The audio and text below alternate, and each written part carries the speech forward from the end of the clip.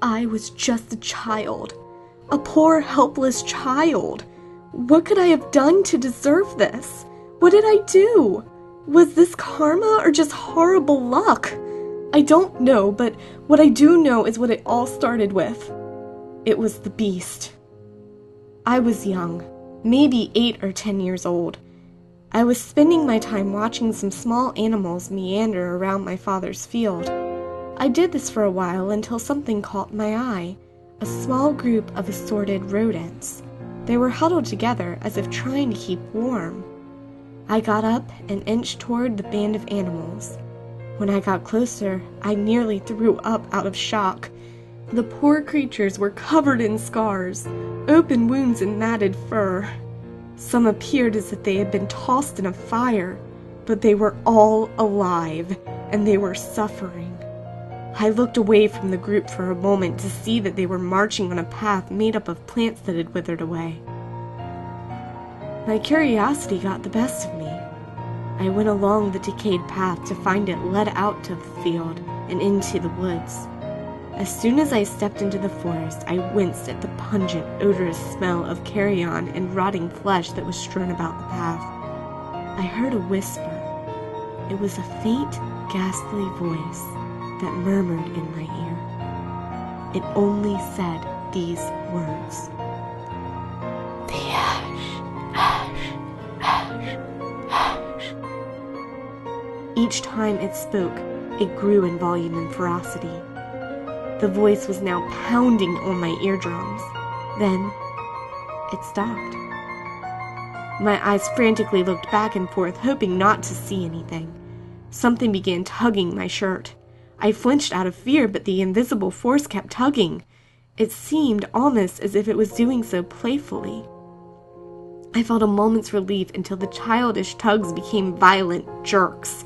Whatever it was, it had me in its grasp. It pulled me as fast as a cheetah.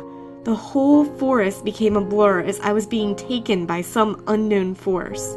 I was weak, tired, and struggled to stay awake. I fell unconscious. When I awoke, I was in a clearing surrounded by stunningly white trees. I looked down to my horror to see the ground thick with ash like the voice had told me. I struggled to get on my feet and leaned on one of the trees to support myself. My hand practically went through the tree as it fell to a pile of white soot. Out of the corner of my eye, I catch some slight movement. I quickly turn around to see nothing. My heart races like a rabbit's. I slowly turn back and find myself face to face with 2 soulless pits engraved into a wooden face with mangled teeth. My eyes dared to look at its razor-sharp, scythe-like claws and pitch-black, bony bodice that bled liquid soot. I turned my attention back to its eyes. They mesmerized me. They put me in a trance. I couldn't move. I feel a sharp pain in my chest that descends to my lower abdomen. The creature briefly looked down to let my eyesight go. I looked down to see my shirt ripped and my entire torso bleeding slowly. I looked at the creature to see it licking its blood-stained claws in satisfaction. The ground beneath me gave way. I now lay in a pit, illuminated by the false hope of the hole in the ground above. The fall has broken my limbs and bones, but I am far from dead. Where there once were wounds, there is now a decaying mass of ash on my torso.